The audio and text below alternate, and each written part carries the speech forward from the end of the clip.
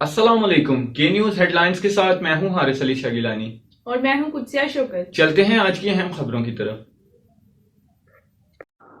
رخ کریں گے سندھ کے شہر سانگڑ کا، جہاں سے رپورٹ کر رہے ہیں ہمارے بیورو چیف وسیم خان۔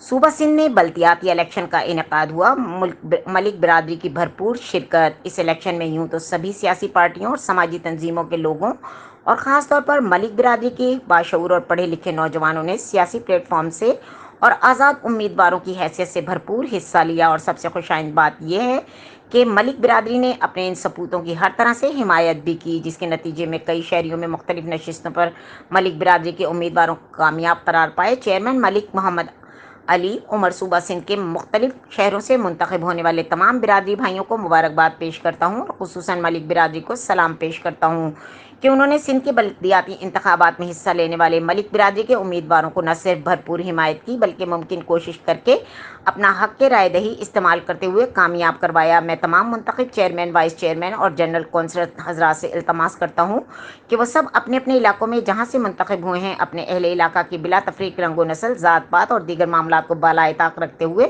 خدمت کی اعلیٰ مثال پیش کریں۔